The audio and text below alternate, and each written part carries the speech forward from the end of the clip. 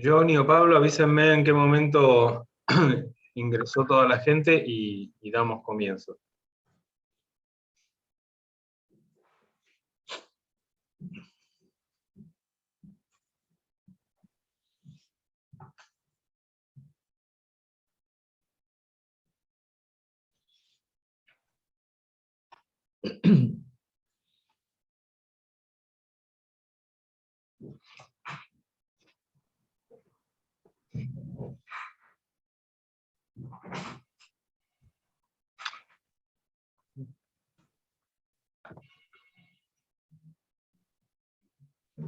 Damos una tolerancia de 2 minutos más y comenzamos.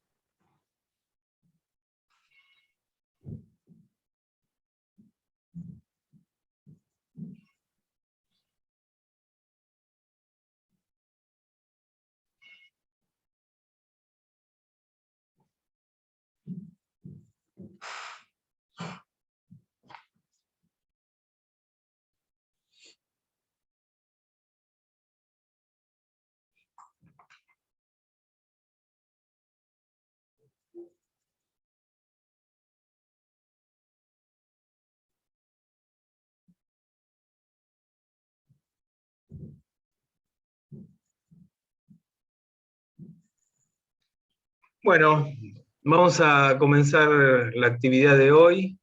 La verdad que es un gusto ver tantas familias que están interesadas por el tema. Es un gusto poder desde OR brindar también un espacio para la reflexión para los padres, para las madres, para las familias en relación a la situación de la crianza y el cuidado de nuestros hijos. Para eso convocamos a Fernando Osorio. Muchos de ustedes lo conocerán. Fernando trabaja hace muchos años con nosotros. Él es psicólogo, es especialista en niñez y adolescencia, trabaja en el plano clínico, pero también desarrolla sus actividades en instituciones. Tal es así que lo hemos convocado en más de una oportunidad de OR, no solo para conversar con las familias, con los padres, sino también con los docentes en capacitaciones, y ha trabajado también con nuestros alumnos en distintos talleres. Hace más de 30 años que se dedica a la clínica con niños y adolescentes. Tiene en su haber varios libros publicados, un sitio web sobre el cual se puede consultar, y siempre es agradable recibir a un colega, a un amigo, alguien con el que en muchas oportunidades hemos tenido posibilidades de dialogar y pensar juntos las circunstancias en las que estamos viviendo y cómo acompañar y cómo ayudar a pensar las crianzas y la educación de nuestros adolescentes. Fernando, un gusto que estés acá en esta casa virtual que es ORT, que es un poco tu casa también, y bienvenido a la actividad que nos proponemos en esta tarde. Bueno, muchísimas gracias. Gracias, Dani, por la presentación, por el cariño. Me encanta que nos volvamos a encontrar cada año. Vos sabés que para mí siempre es como un nuevo desafío, porque todo el tiempo estamos, vos te dedicás a lo mismo que yo, así que estamos todo el tiempo casi en un posgrado permanente, ¿no? Como aprendiendo siempre cosas nuevas y pensando nuevas alternativas para acompañar a los chicos y acompañar a los padres en este proceso. Así que yo estoy muy agradecido, especialmente a vos, que pienses en mí para acompañarlos en este proceso. Así que, bueno, nos ponemos a trabajar si te parece. Dale. Bueno, bienvenidos a todas las familias que se suman hoy en este encuentro. Para mí es muy grato el encuentro, me resulta siempre un interesante desafío en lo personal, para pensar y para cuestionarnos muchas cosas que pasan con los hijos, en particular en la adolescencia. Estuvimos con Daniel Levy pensando algún punteo temático como para que resulte interesante el poder encontrarnos y el poder charlar sobre estos temas, ¿no? Una de las primeras cuestiones que me parece interesante abrir como debate, así que yo voy a contarles una serie de cuestiones que estuvimos pensando, y la idea es que en los últimos 10 o 15 minutos podamos intercambiar comentarios, preguntas, así que ahí tienen seguramente un link como para poder enviar comentarios o preguntas. ¿Es así, Dani?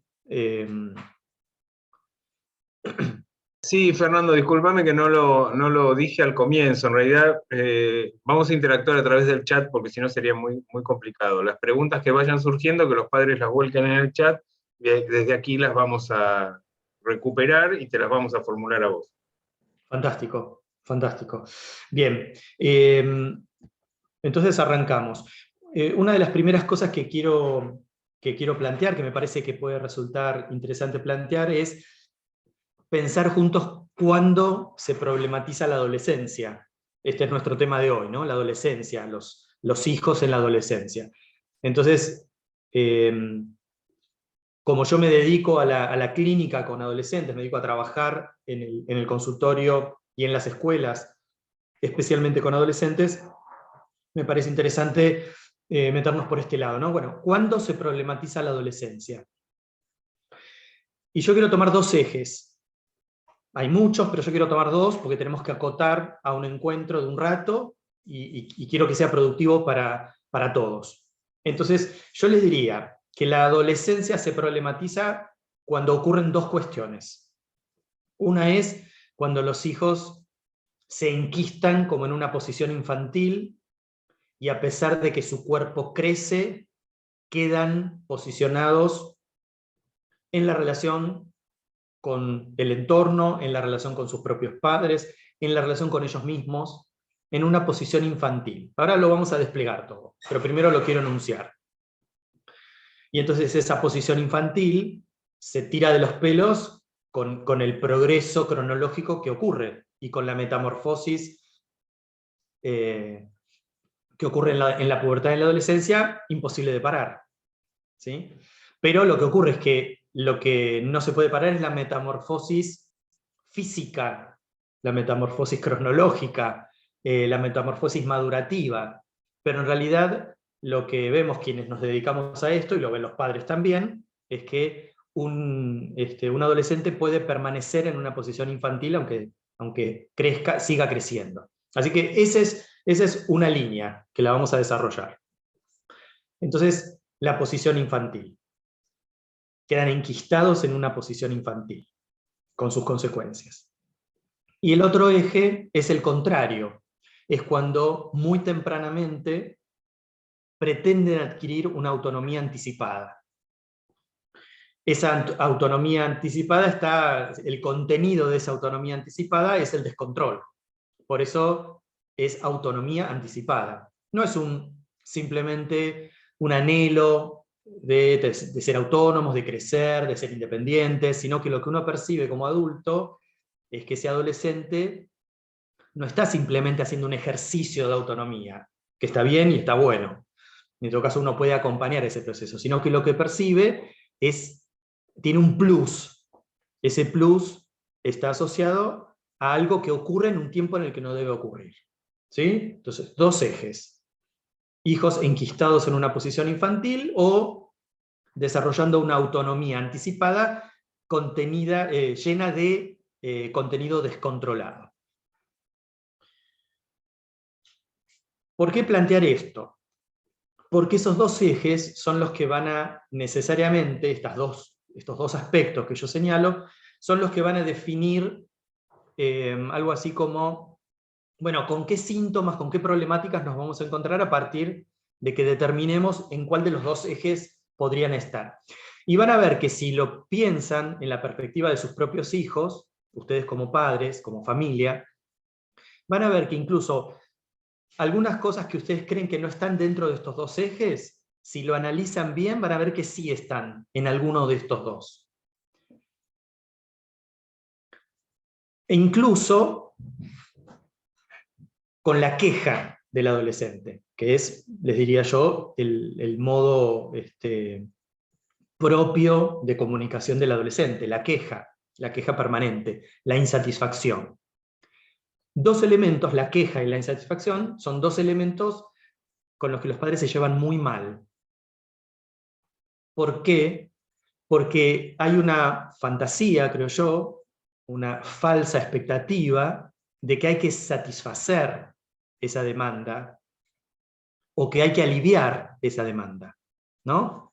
Nuestros hijos quejosos e insatisfechos reclaman, piden, demandan, y el adulto cree que tiene que responder para satisfacer, para aliviar, para calmar, para que no se frustren, creyendo que en esa tarea de aliviar va a haber una ganancia. Y en realidad lo que habitualmente perciben los padres y las madres es que no hay tal ganancia en el intento de satisfacer, de responder esa demanda, no de contener, sino de aliviar, porque la contención es otra cosa. Entonces, empiezan a debatirse, los adultos empiezan a debatirse sobre cosas absolutamente elementales y básicas que tienen que ver con el rol parental. Entonces, se olvidan los adultos. Les diría que esto está bastante generalizado, porque antes este debate interno, esta duda, estaba más o menos centrada en una generación de padres, quizá los padres más jóvenes. Jóvenes digo dos generaciones, 25-35, 35-45. Pero ahora la incertidumbre, la duda, la pregunta por el rol está generalizada en las tres generaciones de padres. 25-35, 35-45, 45-55 y más. ¿Sí? Pero estas tres generaciones, antes estaba un poco más como demarcada el tipo de preguntas que se hacían, pero esto en los últimos 10 años ha cambiado. Y me aparecen padres de cualquier edad en la consulta preguntando cosas absolutamente irrisorias acerca de si dejan o no dejan a su hijo hacer o no hacer tal cosa, ¿no? Y entonces les decía, aparece como la idea de que el adulto, en el rol que cumple, debe satisfacer, debe responder a la demanda. Y yo lo que les planteo en general a los padres es que no se olviden de algo que se olvidan, lo dije recién, es que el rol parental es un rol absolutamente arbitrario. Es como propio del rol parental la arbitrariedad. No tiene nada de democracia el rol parental. Nadie del grupo familiar votó para que estos adultos sean los que tomen las decisiones, los que dirijan la familia, los que contengan, los que reten, los que pongan límites, los que castiguen o los que dejen hacer. Cuando yo digo esto, a veces se malinterpreta, como yo digo que no hay democracia en el contexto familiar, pareciera que entonces, bueno, como no hay democracia, entonces hay un laissez-faire o hay un autoritarismo absoluto. No, no, no, me refiero a que simplemente el adulto olvida que no tiene que, para ejercer su rol, acordar algo con los hijos. En todo caso, acordar con los hijos serán cuestiones que tengan que ver con la responsabilidad parental o de los hijos, pero no en cuanto al desarrollo del rol. ¿Sí? Entonces, las generaciones de padres van confundiendo los niveles de análisis. Una cosa es la responsabilidad del rol que se cumple, y otra cosa son los acuerdos. Lamentablemente también debo decirles que hay poco acuerdo y mucha negociación. Entonces hago como un paréntesis para aclararlo. Cuando uno negocia con un hijo permanentemente el cumplimiento de las normas, cuando las negocia, en realidad lo que cría es un buen comerciante, no un buen hijo. Es decir, entrena al hijo a negociar, lo entrena para negociar, no para acordar. ¿Y qué diferencia hay entre negociar y acordar? En el acuerdo hay un compromiso de ambas partes a cumplir una determinada acción. Hay un compromiso. Está bastante balanceado en el acuerdo. En cambio, en la negociación simplemente es un ganar o perder, es quién tiene más fuerza, quién coerciona mejor. Y en definitiva, casi no hay un compromiso, porque de lo que se trata es que alguno de los dos tiene que ganar en esa negociación, ¿sí? Entonces, fíjense todos los ítems que voy desarrollando, ¿no? Esta suerte de olvido que hay de la arbitrariedad que tiene el rol, de la dificultad que empieza a haber con los adolescentes en la puesta de límites, en el desarrollo de lo que van a ser sus derechos y obligaciones, que ahora está tan de moda, ¿no? Estoy tratando de llenar de contenido estos dos ejes que yo les planteé de entrada, ¿no? Porque, ¿por qué se va a problematizar la adolescencia en estos dos ejes? Justamente por estas cosas que les estoy diciendo, ¿no? Los adultos se olvidan que el rol parental es arbitrario, empiezan a vivenciar la dificultad de poner límites, porque claro, ahora se encuentran con personas que tienen un cuerpo y una capacidad de autonomía distinta a la que tenían en la infancia. Entonces la puesta de límites tiene otra dinámica, ¿sí? No es simplemente ahora no toques el enchufe y te pego un chirlo en la mano. Ahora esa progresión que hay de autonomía es más compleja, entonces no es tan fácil frenar, no es tan fácil limitar, no es tan fácil que te escuchen, mucho menos que te hagan caso, ¿sí? Como siempre digo, igual los padres tienen que hablar, tienen que decir lo que piensan, no importa que los hijos se quejen y digan no te escucho, uno habla. Estas fallas que van a llenar de contenido estos dos ejes, que van a potenciar la problematización de la adolescencia, fíjense que se basa prioritariamente en la posición que tienen los padres frente a este problema de ellos, al problema propio, que es desconocer, olvidarse la arbitrariedad del rol. ¿Por qué digo olvidarse la arbitrariedad del rol? Porque muchas veces los padres creen que en la bajada de línea que hacen con sus hijos, tiene que haber un acuerdo. O sea, los hijos tienen que poder lograr, sí, papá, gracias por ponerme un límite, qué bueno que sos. Esto no va a pasar nunca, digamos. No tenemos que lograr esa empatía con los hijos. Es bastante bueno que haya cierta tensión. Eso no quiere decir que uno pueda ser amoroso, tierno, abrazarlo, darle besos, salir juntos, ir a pasear, hacer cosas juntos, divertirse. Son planos distintos. Una cosa es la ternura que tiene el rol, que no hay que perderla en la adolescencia. Es mentira que uno no puede ser tierno, amoroso y divertido, no amigo. No amigo. Amigo no. Si uno se hace amigo de los hijos, los deja huérfanos. No amigo. Pero sí seguir desarrollando toda la buena empatía tierna y amorosa que uno tenía con esos hijitos chiquititos que eran tan divertidos y amorosos. Bueno, con la antipatía de la adolescencia también se puede gestionar mucho. Entonces, esto también lo charlábamos con Dani Levy, ¿no? Como la importancia de no perder en la adolescencia el factor de la ternura, el contacto con los hijos, el charlar con los hijos, el estar, el acompañarlos a lo mejor en silencio, ¿no? Pero hay que estar y hay que soportar que el rol parental tiene estos aspectos. ¿Sí? Somos arbitrarios, nos cuesta poner límites, confundimos la autonomía de nuestros hijos y no sabemos hasta dónde decir que sí o decir que no.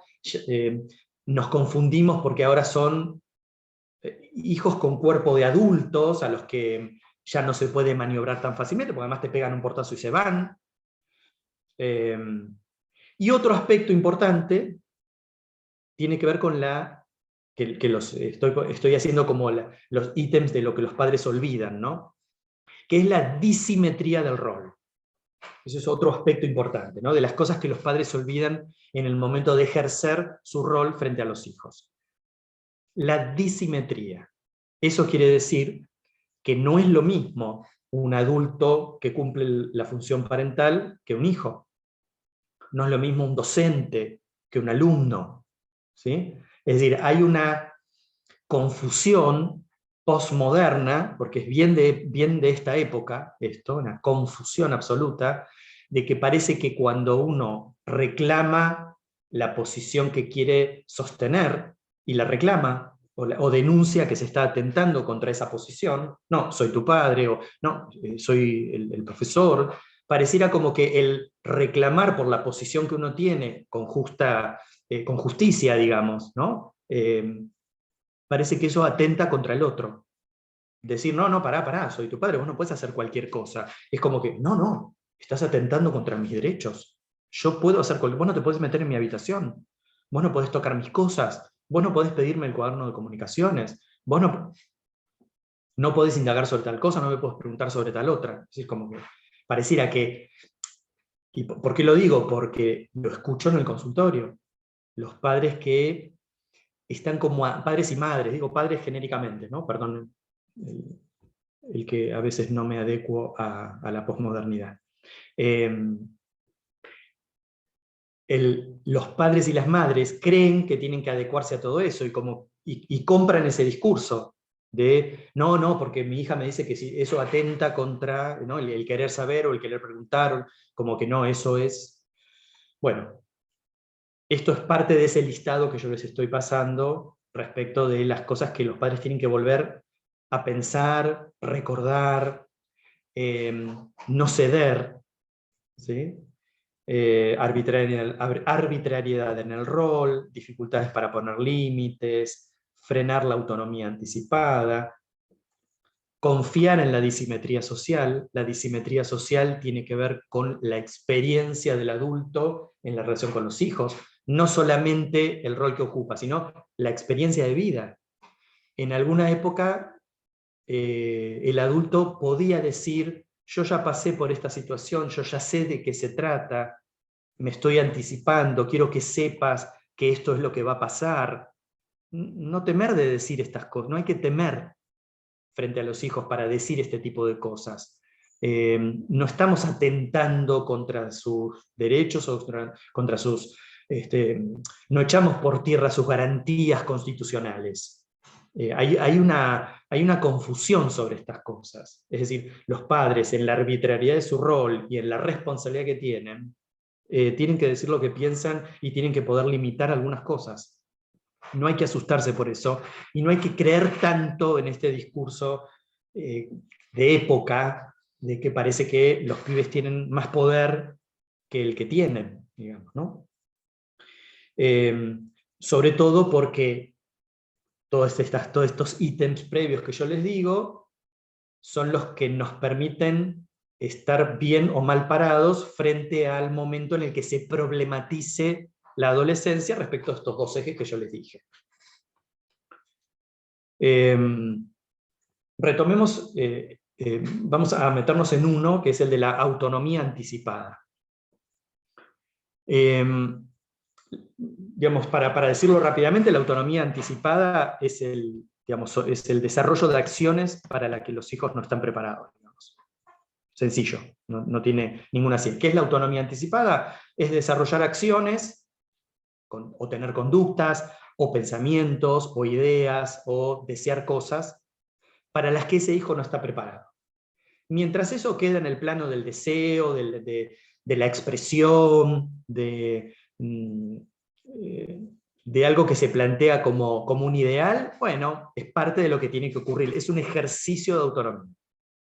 Otra cosa es llevarla a la práctica, otra cosa es encararla, ¿sí?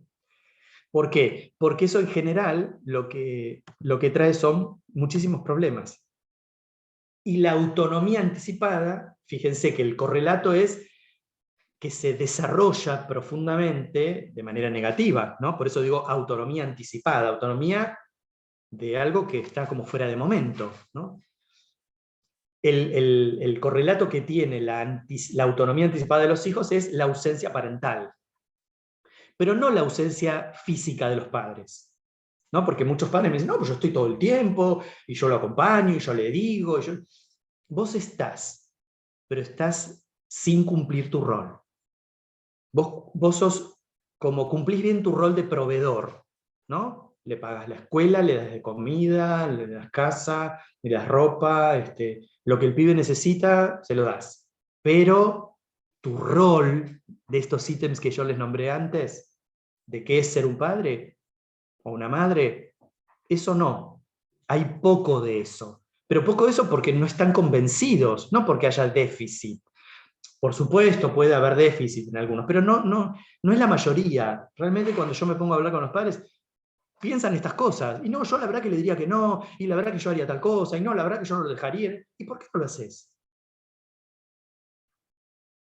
También existen adultos cómodos, ¿no? Adultos que no, digamos, que el pibe haga lo que quiera, ¿no? Yo le doy de comer, casa, estudio, también hay. Y en ese caso la autonomía anticipada va a tener un correlato bastante complejo, que es el del descontrol. ¿A qué me refiero? A que, me estoy adelantando un poquito, pero lo quiero decir porque justo coincide, ¿no? ¿A qué me refiero? A que si la presentación de ese papá o de esa mamá es desamorada, es decir, como carente o deficitaria en cuanto a la relación de amor con ese hijo, y por supuesto muchos adultos dicen, no, yo amo profundamente a mi hijo, pero vos te das cuenta que no le da ni 5 de bola, o sea, no está con ese hijo, no sabe nada de ese hijo, no sabe, no lo conoce, cumple, pero no sabe quién es ese hijo. En esa relación desamorada, el riesgo que tiene en relación a lo que estamos hablando de la autonomía anticipada, es que es el caldo de cultivo para la autonomía anticipada, el desamor. Porque efectivamente un hijo puede espontáneamente ponerse un límite propio, ¿no? Frenar ante alguna situación, porque tiene rondándole la cabeza la idea de no poner en riesgo la relación de amor con los padres. Cuando un hijo percibe el desamor o el desinterés, y me refiero no a la mascarada de padres que se ocupan aparentemente de sus hijos, no hablo de eso, hablo de saber quiénes son los hijos, qué les pasa, qué sienten, cómo sienten, qué anhelan, qué les pasa en la vida, quiénes son sus amigos, qué perciben de uno como adulto, qué expectativa tienen. Eso es conocer a los hijos. ¿Sí?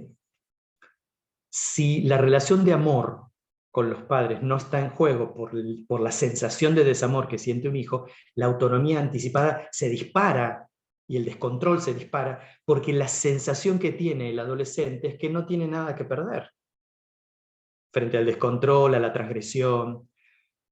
Si lo más importante en su vida es el amor de los padres, y él cree que hay un déficit muy importante en la relación con los padres, por lo tanto uno podría decir, no tiene nada que perder, entonces ¿por qué no va a transgredir? ¿Por qué no va a ser agresivo? ¿Por qué no va a ser maltratador? ¿Por qué no va a consumir sustancias? ¿Por qué no va a tener, digamos, una sexualidad desmedida, extralimitada, a destiempo? Entonces por eso digo que el correlato de la ausencia parental en este sentido, en el sentido del rol amoroso, genera autonomía anticipada. Es decir, los hijos desarrollan una acción para la que no están preparados. Pero debo decirles que también, a partir de estas cuestiones deficitarias en el rol parental, también me encuentro con el otro eje, que tiene que ver con el sostenimiento de una posición infantil. La posición infantil también puede venir con el correlato del descontrol. ¿Sí? No es que descontrol en el sentido de no estar dentro de un eje que tiene que ver con el aspecto cronológico madurativo de ese hijo, ¿no? A ver si se los puedo explicar para que queden claro. Un hijo puede desarrollar en esta metamorfosis hacia la adolescencia, en lugar de esta autonomía y descontrol absoluto, desarrollar una posición infantil que lo que hace es retenerse a sí mismo en el vínculo con los padres. Ya sea justamente porque lo que percibe es desamor, y entonces se agarra con uñas y dientes, y la consecuencia para ese hijo es no poder crecer. Porque percibe cierto desamor, o porque se posiciona en un lugar en el que lo que le viene encima lo siente como tan peligroso, complejo, difícil de abordar, le genera tanto miedo y tanta incertidumbre que es mejor seguir siendo un nene chiquito. Entonces, sea para satisfacer a los padres de que los padres siguen teniendo un hijo chiquito y quédense tranquilos y no sufran, o porque lo que percibe es que lo que se le viene es muy complejo. ¿Qué son las cosas que se le vienen? Básicamente, en la metamorfosis hacia la adolescencia, lo que se le viene es el encuentro con el partner sexual. Es la pregunta por su propia sexualidad, por quién es el otro, quién es él, qué identidad tiene, qué cosas le pasan, ¿sí? Y lo que hay que tratar de hacer es también poner límites a ese tipo de cuestiones. Así como yo les digo que a la autonomía anticipada hay que ponerle límite, a la posición infantil también hay que ponerle límite. ¿En qué sentido hay que ponerle límite? Bueno, no, mirá, ya sos grande, no sos un nene chiquito. Es decir, que los padres también tienen que poder soltar, ¿no? Hoy un papá dijo en una entrevista a la tarde, destetar a ese hijo, ¿no? Tenemos que destetarlo, dijo en una entrevista, ¿no? Y le dije, exactamente. Entonces, la idea es trabajar con ese hijo a ver por qué quieren permanecer en esa posición infantil, qué beneficio le da esa posición infantil. Lo que en realidad encubre es el miedo que le da crecer o encarar las cosas de la vida. Pero por el otro lado, también ofrecerle a los padres un hijo chiquitito del que siguen ocupándose. ¿Sí? Es decir, que fíjense que la incertidumbre que desarrolla el adulto en cuanto al ejercicio de su rol genera demasiado descalabro en el proceso evolutivo de los hijos. Por eso los padres no tienen que dudar de cumplir su rol. ¿Sí? En todo caso, sí, lo más complejo, y vuelvo sobre lo que dije antes, va a ser encontrarnos con padres en quienes se percibe que hay cierto desamor en el vínculo con los hijos. Son los menos, pero los hay. Pero el tema no sería tanto el problema con esos padres, sino que la mayoría de los padres tienen esta dificultad, y de las madres tienen esta dificultad. Dudan de estos ejes que yo les nombré al principio, dudan, creen que no tienen... Por ejemplo, un tema muy importante de la época adolescente es la sexualidad. Es el inicio sexual, el encuentro con el partner sexual. Y entonces ahora está como de moda que todo vale, todo puede ser, cada uno haga lo que quiera, lo único que importa es la autopercepción. Eso es mentira. Por lo menos en la infancia y la adolescencia, no puede ser ese el eje que sostenga una decisión. No puede ser. Tengo seminario entero para darles sobre el tema, pero solo les digo, ¿por qué? Porque los hijos, hasta que no terminan, hasta que no completan su madurez psicológica, no solo física, a finales de la adolescencia, muchas cosas que sienten y piensan van a tener un tránsito hacia ese final que va a pasar por infinitos lugares. Por lo tanto, ningún hijo, hay que cuidar a nuestros hijos para que no tomen ninguna decisión, ni a largo plazo ni definitiva. Entonces, no es que uno va a reprimir absolutamente todo, no podés decir eso, no podés pensar eso, no. Uno los puede acompañar, pero ¿dónde tiene que poner el límite? No en acompañarlos no tiene que estar. Bueno, este hijo tiene tal problemática sobre su identidad sexual. Bueno, vamos a trabajar con esto. No, la posmodernidad dice que no es una problemática, es una elección y así me percibo. Bueno, bien. Pero esta no es la época para tomar decisiones sobre eso que vos interpretás como una autopercepción. No es la época. Les estoy dando solo un ejemplo, pero porque sé que es un tema importante en la adolescencia, ¿sí? Entonces, muchas cosas requieren de la palabra, muchos aspectos de la evolución madurativa de nuestros hijos, requieren de la palabra del adulto para poder, escuchen bien, postergar una decisión. Limitar, frenar, dar tiempo. Bueno, mi amor, si eso es lo que vos querés, lo vas a hacer, pero en el momento en el que lo puedas hacer. En el momento en el que tengas toda la experiencia necesaria, toda la sabiduría para poder tomar esa decisión, porque es una decisión que vos vas a tomar a largo plazo o para el resto de tu vida.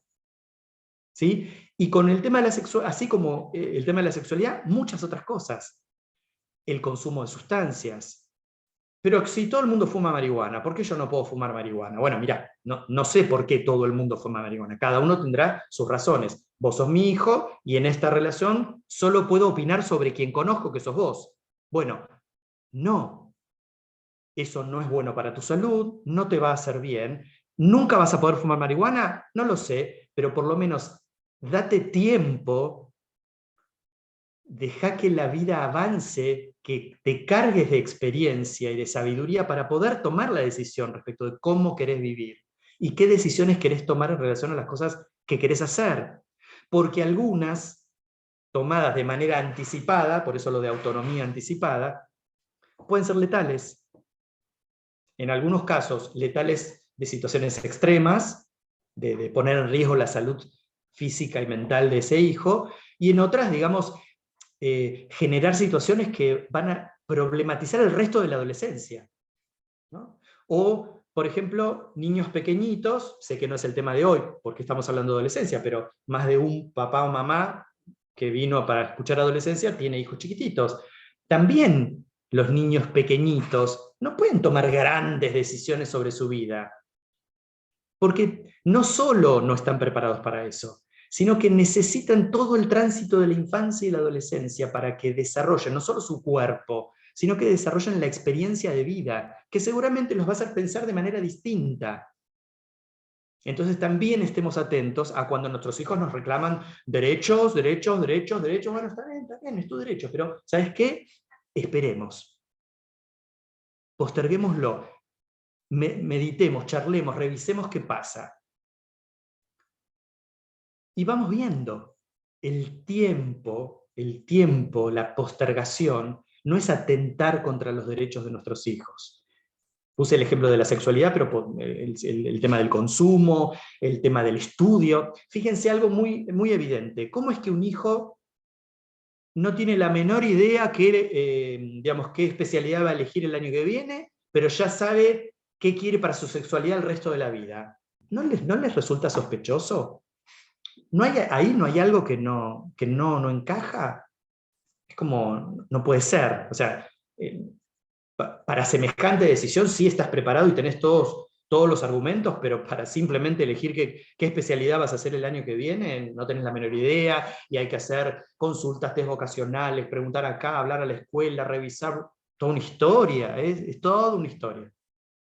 Digamos, fíjense que en la vida cotidiana vamos a encontrar miles de ejemplos para darnos cuenta de la cantidad de veces que nuestros hijos nos cuestionan el rol y nosotros dudamos. ¿Sí? Dani, no sé si estamos con el tiempo, vos andás diciéndome por si querés que abramos alguna pregunta, avísame vos. No, venimos bien, si querés continuar un ratito y Bien, después... tengo un par de ítems que quiero plantear. ¿Qué implica la independencia de un adolescente? ¿No? Sigo en la misma línea de lo que estoy hablando, ¿no? ¿Qué implica la independencia? ¿Por qué nosotros tenemos que fomentar la independencia? Estimular la independencia, ¿sí? Porque fíjense que nuestros hijos nos piden libertades, ser independientes, tener autonomía, pero de la puerta de casa para afuera. Dentro de casa no hay eso. Es decir, hay una dependencia absoluta de esos dos adultos que dicen ser los padres. ¿Sí? Es decir, que ahí también hay una contradicción. Y es un elemento que los padres pueden utilizar. El ocio, las salidas, el uso del dinero, el estudio, la sexualidad. ¿Por qué hay hay un abismo entre lo que un hijo exige para el afuera, desde la puerta para afuera, y lo que ocurre dentro de casa? ¿Por qué los padres no pueden utilizar, los padres y las madres, por qué no pueden utilizar esos argumentos? Es decir, a ver, vos me estás pidiendo, el ejemplo que les puse antes de la sexualidad, ¿no? Vos pensás que vos no podés decidir qué carrera, qué especialidad querés, y sí podés decidir qué querés para el resto de tu vida respecto a la sexualidad. Bueno, como ese ejemplo, muchos otros. No, a ver, espera, ¿qué libertad querés vos? Si vos acá en casa sos libre y sin embargo estás todo el tiempo esperando que mamá o papá hagan o no determinadas cosas. Y todo es cuestionado. Entonces terminas de bañarte y el baño es un asco, no sos capaz de levantar tus propios platos del lugar donde comiste, y tenés 15, 16, 14, 12.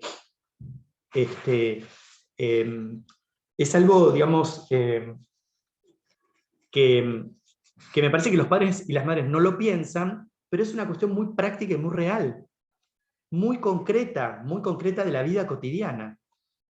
Si alguien no puede lo poco, no puede lo mucho. Si alguien no puede ser autónomo e independiente en las cosas básicas que puede, para nosotros adultos es la mejor pauta de que, no, pará, ¿y después de qué me vas a hablar? De la marihuana, de la sexualidad, del alcohol, pará, ¿de qué estás hablando? Si vos no sos capaz cuando estás en casa de hacer X, lo que sea. Claro, uno dirá, no, pero eso no tiene nada que ver, porque en realidad todos los pibes hacen eso. Bueno, me parece que vamos a tener que empezar a pensar, yo lo vengo pensando esto hace mucho tiempo, que el gran número no da la pauta de verdad. ¿Sí? No importa que algo se diga muchas veces para que sea verdad, porque puede ser una mentira. No es que una mentira porque se dice 1000 veces es una verdad. Eso es lo que nos quieren hacer creer. ¿Quiénes? Algunos pensadores de esta época que ideológicamente imprimen en las diferentes clases sociales, en las diferentes comunidades, ideas.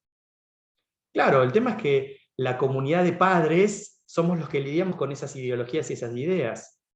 Entonces, claro, ¿qué se contrarresta con eso? Sos un retrógrado, sos un conservador, sos un antiguo. No, en la crianza eso es mentira. Es mentira.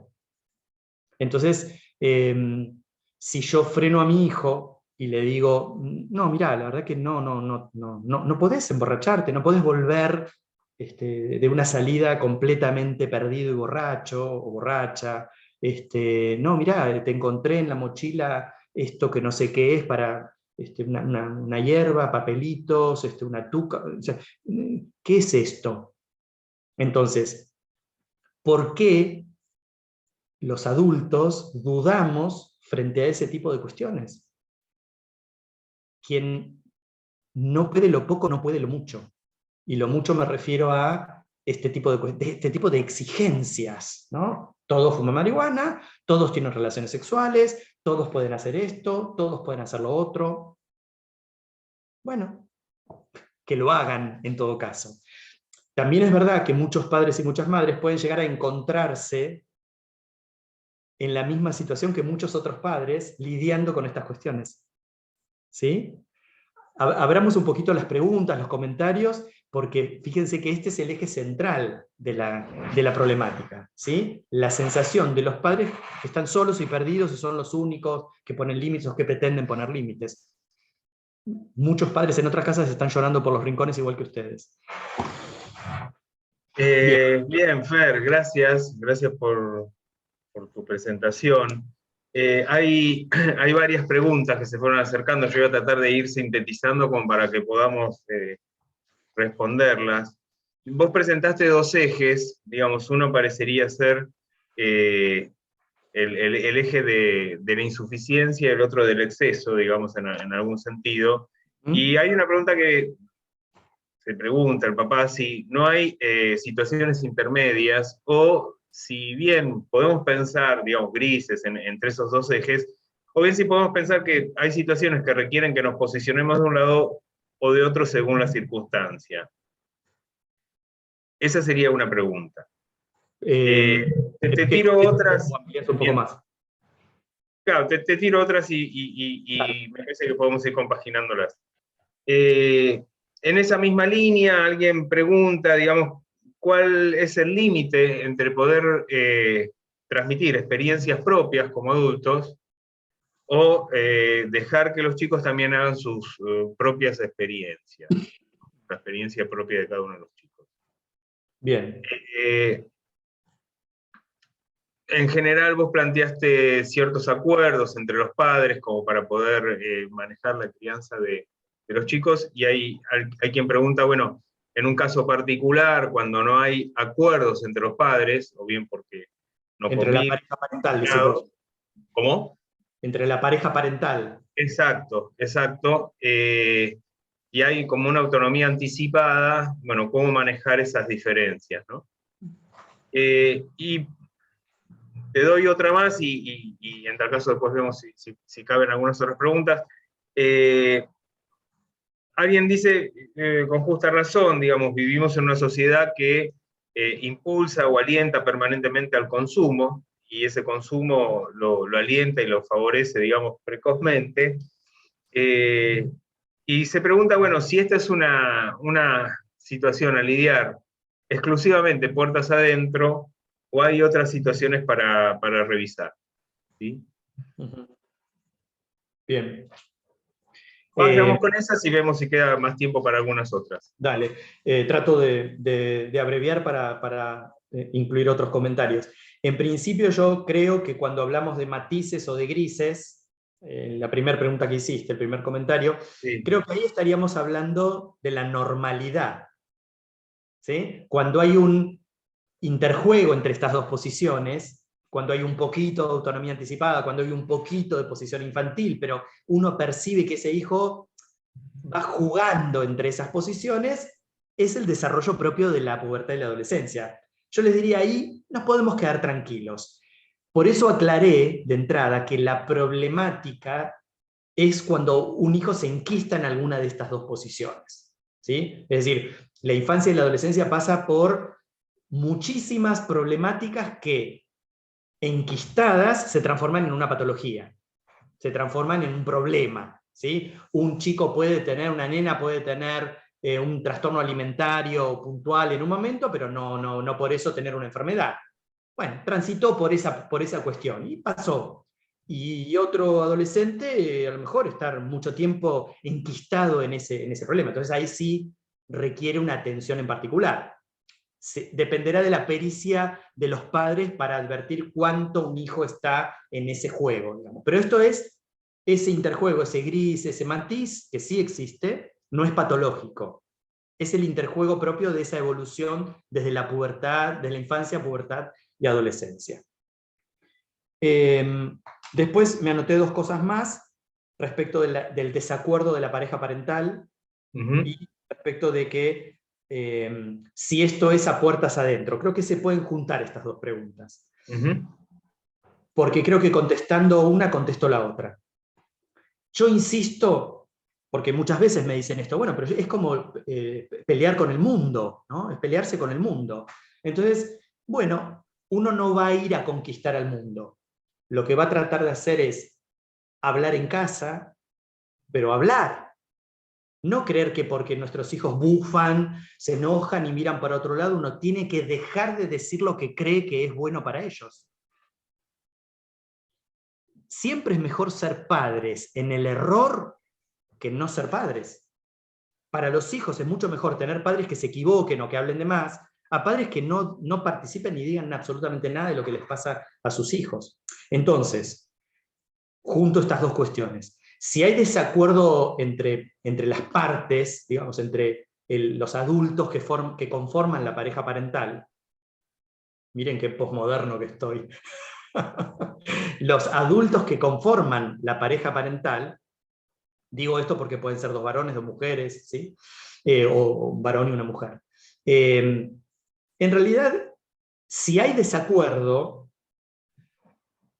eso también va a ser parte de la singularidad de la crianza. Pero en realidad ninguno de los dos tiene que dejar de hablar. Lo único que no tiene que hacer es hablar mal del otro. Porque al hablar mal del otro, está hablando mal del padre de ese hijo o de la madre de ese hijo. Por lo tanto, ahí hay un daño. ¿Sí? Ahí hay se empieza a problematizar la cuestión. Pero yo como mamá o papá, en contradicción con el partener conyugal, yo puedo decir lo que pienso. Y el tiempo irá mostrándole a esos hijos cuyos padres no pueden ponerse de acuerdo por cuestiones narcisistas de los padres, que ellos vayan a saber por qué no quieren ponerse de acuerdo. Porque por los hijos uno hace cualquier cosa. hasta ponerse de acuerdo con la pareja parental, ¿no? O sea, hasta eso, aún separados, divorciados, enemistados por los hijos. Y hay muchos padres que ni por los hijos lo hacen. Así que hay una cosa narcisista terrible. Y respecto de lo que es hablar a puertas adentro, para el caso es lo mismo. Hay que hablar a puertas adentro. No, yo no puedo cambiar el mundo, no me interesa cambiar el mundo. En todo caso, las próximas generaciones lo cambiarán si es que yo cumplo mi rol. Si yo no cumplo mi rol, posiblemente ni las próximas generaciones van a cambiar el mundo. Así que yo hablo en mi casa. Acá aparecen 2 o 3 preguntas más, trataré también de sintetizarlas. Hay una pregunta que me parece que nos incumbe, que tiene que ver con, bueno, si existe un trabajo conjunto con el colegio, las familias y los chicos, digamos, y me parece que, bueno, que esta conversación que estamos teniendo hoy se enmarca dentro de ese programa, un programa de prevención y vida sana que la escuela lleva adelante a través de distintos talleres con los chicos, y que también que incluye a los padres en este tipo de reuniones. Son reuniones de padres más específicas con los profesores o con los que están a cargo del cuidado cotidiano de los chicos. Hay 2 preguntas que toman temas de los excesos. Una es acerca de la naturalización del consumo de alcohol en la adolescencia, y la idea, digamos, que venía también con la pregunta anterior acerca de esa facilitación y esa presión acerca de los consumos. Parecería que, dice la mamá que pregunta, que los adolescentes no pueden divertirse sin alcohol. Y esto parece que está como muy naturalizado.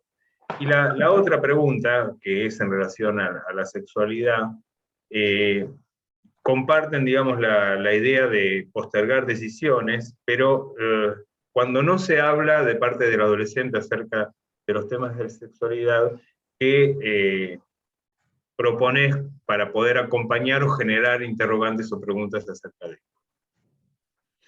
Empiezo por esta última. Cuando los hijos no hablan con los padres, digamos, lo primero que uno tiene que tener en claro es que ahí hay algo que tiene que ver con la confianza y con la posibilidad de suponer de parte de los hijos que eso que van a decir o que van a hacer, digamos, no va a caer en saco roto o va a ser algo, digamos, para un debate banal, digamos, ¿no? Pero un hijo que se siente en este contexto amoroso que yo mencioné al principio de la charla y confiado en el adulto responsable, es muy raro que nada diga, es muy raro, ¿sí? Por supuesto, los adultos responsables de la crianza tienen que aprender a escuchar a los hijos, porque a veces los hijos hablan a buen entendedor.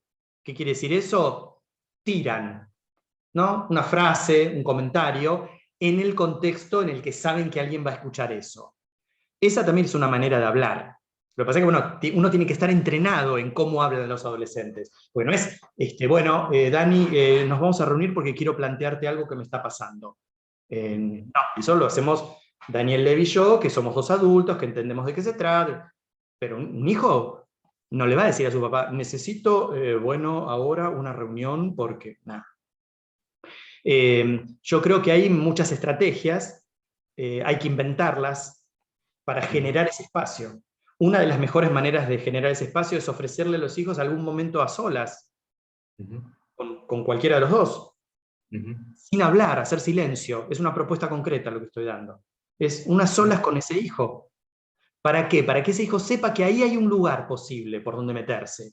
Che, cada tanto, cada semana, cada 10 días, mi papá o mi mamá me llevan a tomar algo, a estar solos, a charlar. Por ahí ese es el momento para plantear. Pero no es el momento para reprocharle al hijo, para decirle al hijo, para insistir. Es un momento para hacer silencio, y si lo que hay es silencio. Porque lo que estás haciendo es intentando fundar un espacio donde ese hijo va a poder empezar a hablar. ¿Sí? Y respecto de la masificación que hay respecto al consumo, es una cuestión muy difícil de manejar socialmente, por eso insisto en que lo que uno tiene que hacer es hablar con ese hijo y plantear no solo los aspectos fisiológicos adversos que puede tener cualquier consumo, sino justamente plantear a qué se está exponiendo, qué significa esa cuestión. Entonces, ¿Lo vamos a poder limitar absolutamente? No, quizá no vamos a poder limitarlo, pero a ese hijo le va a quedar esa voz dando vuelta, ¿no? Esa voz que dice, esperá, esto no puede ser en este nivel, una cosa es que tomes un poco, otra cosa es que vuelvas, que vomites, que te que quiebres, como dicen ellos, ¿no? No hay mejor recurso que creerse que el adulto puede ofrecerle a ese hijo un espacio donde ese hijo va a poder plantear qué le pasa. Cuando eso no ocurre, el adulto tiene que poder cuestionarse qué está haciendo con ese hijo, qué no está ofreciendo, o qué está ofreciendo en exceso, porque también hay padres absolutamente insoportables que los hijos quieren irse y no los quieren ver más. También es un exceso, ahí hay algo que está mal formulado, ¿sí? Pero no hay que pelearse con el mundo, es puertas para adentro, es en casa, es laburar con ese hijo para que ese hijo tenga esa conciencia respecto de la situación compleja que puede ser un consumo, el acceso a la sexualidad de manera promiscua o temprana, en fin, todos estos temas que tratamos hoy, ¿no?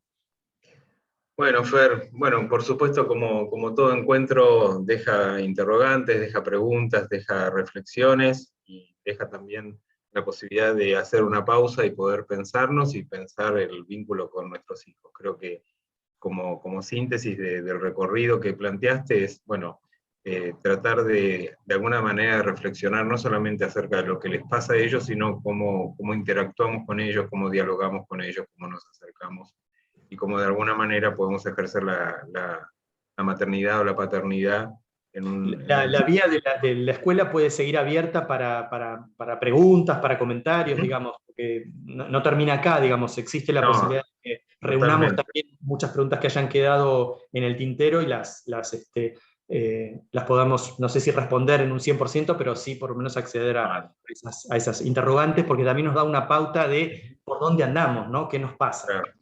Bueno, y llegan muchas felicitaciones y agradecimiento también en el chat. Así que, bueno, una vez más, Fernando, te agradecemos tu disponibilidad, tu tiempo y, bueno, la actividad nos dejó a todos para poder seguir reflexionando. Bueno, muchísimas Muchísimas gracias por la gracias. invitación y gracias a todas las familias que se acercaron a la charla. Hasta Bueno, pronto, muchas gracias. muchas gracias. Hasta luego.